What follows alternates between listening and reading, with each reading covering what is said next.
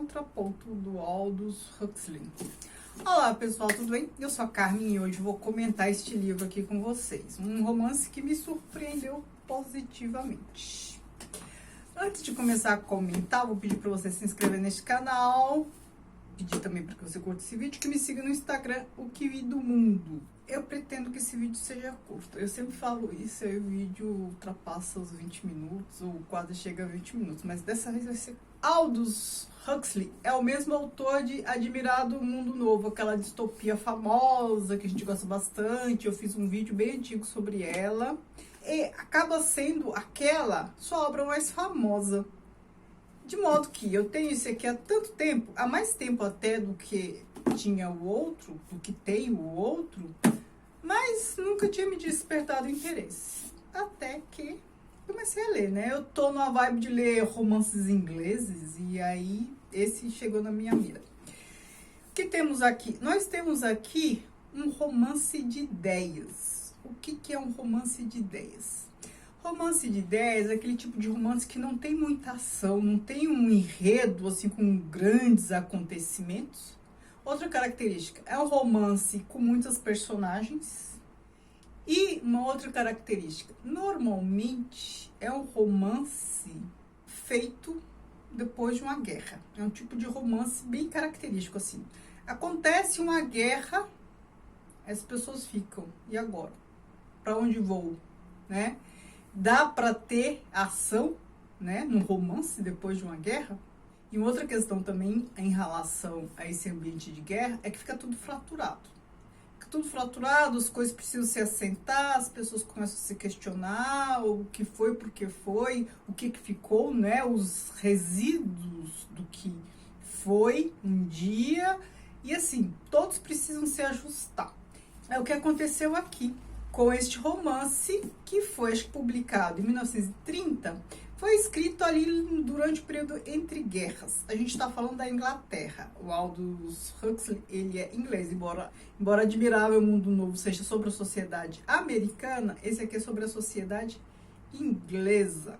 Só para ilustrar o que eu acabei de dizer sobre romance de ideias, outros livros que têm essa característica são O Fio da Navalha, que também depois da Primeira Guerra Mundial, aquele monte de personagem perdido, sem saber o que faz de si e tal. A Montanha Mágica, do Thomas Mann, é um romance de ideias, embora não tenha tantos personagens assim, aquele romance de ideias, verborrágico, longos diálogos e tal. Um outro também, assim, é Educação Sentimental, do Flaubert, que é logo depois que retrata ali aquele período aquele período ali do meados do século XIX, aquelas revoluções que ocorreram na França, aqueles personagens perdidos, aquele monte de personagem. E uma outra característica é, cada personagem representa bem uma ideia do momento. Então assim, depois de uma guerra, depois de uma revolução, muitas reflexões. E acho que é por isso que tem até vários personagens, porque cada personagem representa ali ou resquício do que foi antes da guerra, né? Ou seja, uma decadência. Ou outros são bem verborrágicos, explicam assim politicamente o que aconteceu, às vezes até sem citar a guerra, mas a verborragia explica bem o contexto. A gente vê bem isso em A Montanha Mágica. Percebo que A Montanha Mágica não tem muitos personagens, mas os que tem são bem representativos das ideias, assim, mais contundentes do momento. O Fio da Navalha é aquela dispersão também do pós-guerra, cada um querendo uma coisa e saber para onde ir e tal. Certo? Temos tudo isso aqui. A gente está falando também, depois da Primeira Guerra Mundial, e desses quatro que eu estou citando, romance de ideias, o único que não é logo depois da Primeira Guerra, né, e tem a Primeira Guerra, assim, após a Primeira Guerra, aquele momento de reflexão, é o do Flaubert, porque ali ele está falando do século XIX, tá? Então essa é a característica do romance de ideias. Pouca ação, mais verborragia, mais muitos personagens, um pouco de exceção a isso é só A Montanha Mágica, e cada um representando uma ideia assim do que ficou, né? E personagens normalmente assim meio perdidos depois de uma guerra, o que é bastante natural, né? Temos tudo isso aqui. Então assim, sem falar diretamente do livro, já falei quase tudo do livro. Aqui nós temos uma Inglaterra com personagens que representam a decadência da aristocracia, né? Depois da Primeira Guerra Mundial, isso ficou muito evidente. Aliás, quem assistiu aquela série Downton Abbey percebeu isso muito bem. Ali a aristocracia começa a decair depois da Primeira Guerra. Então, isso acontece aqui. Nós temos burgueses emergentes e pequenos burgueses, talvez. Tem muitos personagens. Sim, porque a gente precisa de personagens, conforme eu falei, para representar um pouco do ânimo ali. Então, aqui a gente tem a Lucy, que é uma aristocrata, né? A família dela tem muito dinheiro, aristocrata. E ela representa a mulher liberada. A gente tem aqui personagens que são assim, asquerosos, como o Walter. Ele é apaixonado pela Lucy, tem um caso com ela. Mas ele tem uma mulher, que assim, era amante dele, a Marjorie.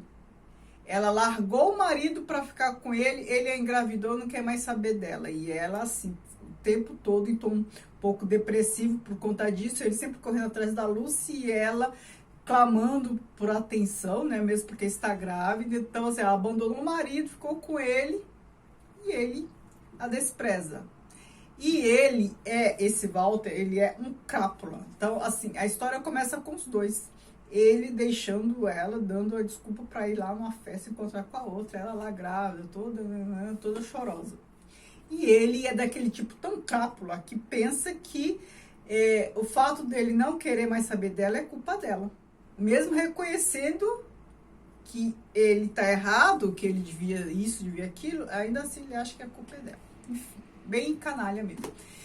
Enfim, temos vários personagens. Aí ele tem uma irmã que é casada, que é a Elinor, que é casada com o Philip. O Philip é um escritor. Ele é o que menos fala aqui nessa história toda, mas ele escreve, né? Então aqui tem várias passagens, vários capítulos que começam a partir dos escritos do Philip. Nós temos a mãe dele, os pais dele, do Philip, né, cada um com a sua história. A mãe dele é super carola, ela bem religiosa e se incomoda com a nora Elinor por ela não ser religiosa assim. A Elinor tem ideias mais modernas, ela não é tão liberada quanto a Lucy, mas ela tá ali também, mas, né, no avanço, digamos. E temos vários outros aqui. Tem o Rampion, que é um casal que eu gosto muito, principalmente ele. Ele tem as ideias mais interessantes aqui, né? Ele é um dos que discute mais questões do momento. Ele fala um pouco de política, do socialismo, né? Tem uma fala dele aqui que eu tentei achar, mas não consegui, que ele fala que sejamos capitalistas, comunistas, seja o que for, a gente sempre vai pro buraco, alguma coisa nesse sentido, assim. Então eu gosto muito das ideias dele.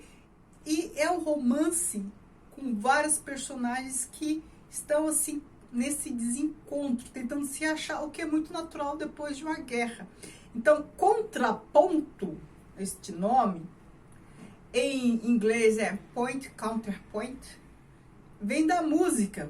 Por quê? Por conta desse descompasso entre as pessoas, né? A gente percebe esse descompasso em educação sentimental. Isso também torna o romance um pouco confuso, né? Já que eu estou comparando aí os romances de ideia. O que torna o romance bem confuso pra gente. Tem esse descompasso do pós-guerra. Vários personagens representando algumas coisas, cada uma ideia. A gente vê tanto em educação sentimental quanto em O Fio da Navalha também. Em O Fio da Navalha também a gente vê os personagens buscando se encontrar, assim. Não necessariamente em descompasso, não tanto em descompasso quanto aqui e quanto em educação sentimental, mas tem uma busca. O personagem principal, Larry, ele busca, né? Busca a religião, busca se entender. Não é bem a religião que ele busca, mas a resposta que ele encontra está na espiritualidade. Enfim, já fiz vídeo sobre esses 3 outros livros que eu estou dizendo: Fio da Navalha, A Montanha Mágica e Educação Sentimental. Deem uma olhada lá, vocês vão entender bem o que eu estou falando. Lendo esse aqui, lembrei muito de A Montanha Mágica e muito de O Fio da Navalha, porque estão representando o mesmo momento. E para ilustrar um pouco dessa questão de ideias emergentes, a gente tem aqui muitas ideias que são do fim do século XIX, o que é natural, a gente está aqui num processo linear, né? Embora, assim, na nossa cabeça a gente faça essa ruptura, terminou um século, começou o outro, mas não, é linear. Então, nós temos aqui aquele cientificismo, esse cientificismo do século XIX, aquelas teorias todas racistas, preconceituosas, muito típico daquele cientificismo do século XIX, a gente percebe aqui, mas não daquela forma, não com aqueles preconceitos. A gente percebe uma verborragia voltada para o cientificismo. Vou ler um trechinho aqui, que é o pensamento da Marjorie em relação ao bebê que ela está esperando, né? Ela lá engravidou do crápula. E depois havia o bebê. Walter fazia também sofrer por ele, filho dele, e Walter se entediava, porque ela estava sempre cansada e doente e ele já não a amava mais. Era a maior de todas as injustiças. Uma célula se multiplicara e se fizera verme, o verme se fizera peixe e o peixe se estava transformando no feto do mamífero. Marjorie sentia-se nauseada e cheia de fadiga. Dali a 15 anos, um rapaz haveria de receber a confirmação. Percebam, aqui é a descrição da gravidez dela, da gestação. Verme, peixe, depois se transformam numa pessoa. Perceberam como aquele cientificismo aqui aparece de outra maneira? E o que é muito comum também nesses romances de ideias, a gente tem muita erudição, porque a gente tem muitos personagens representando muitas ideias, cada um com a sua ideologia do momento. Então a gente tem muita erudição, muita referência à literatura, a um monte de coisa. Então aqui a gente tem, no outro contexto, reflexões sobre o capitalismo, a riqueza das nações. Aqui falando da senhora Fuchs, erguendo-se, repôs na prateleira a riqueza das nações. Era uma fileira de livros muito elevados entre aspas. Ela lhes chamava meus tesouros. Wordsworth, Longfellow e Tennyson, encadernados em couro fofo e tal. E aí vai falando do apreço dela por isso que ela considerava bibelôs, livros. E aí o fato de ela ter uma prateleira assim como que ela considerava melhor e tal, mostra o apreço que ela tem pelas ideias que estes representavam. E o que temos, uma outra coisa interessante que temos aqui é que o Philip, como eu disse, ele é escritor. E muitos capítulos, muitas passagens aqui são os escritos dele. E aí tem uma parte que a gente tem uma metalinguagem interessante, uma metaliteratura, digamos, a literatura falando da literatura. Ele falando de romance de ideias, olha o trechinho. O romance de ideias.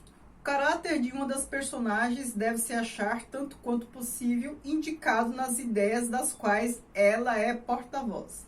Na medida em que as teorias são a racionalização de sentimentos, de instintos, de estados de alma, isto é praticável.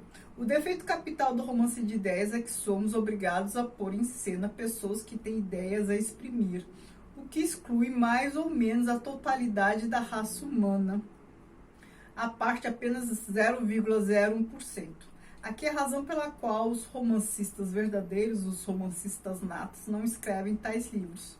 Mas, ora, eu nunca pretendi ser um romancista nato. Então, é o filho falando, mas a gente percebe a ironia aqui do Huxley. Aliás, esse livro é repleto de ironias. Esses encontros e desencontros, eles são irônicos, às vezes um pouquinho apimentados, né, dos personagens, e muitas vezes nos surpreende, né, o enredo. A gente acha que sabe o que vai acontecer, mas não, né? E aí a gente tem um desfecho interessante. Então, tá aqui um livro que eu recomendo bastante. Essa edição aqui é Abril, é antiga e tal, eu acho que há edições mais novas dele, então, assim, não tá esgotado, vocês vão achar facilmente. Me digam se vocês já leram, se vocês conheciam, o que vocês acharam, se vocês gostaram, eu vou adorar saber. Muito obrigada, beijos e tchau, tchau.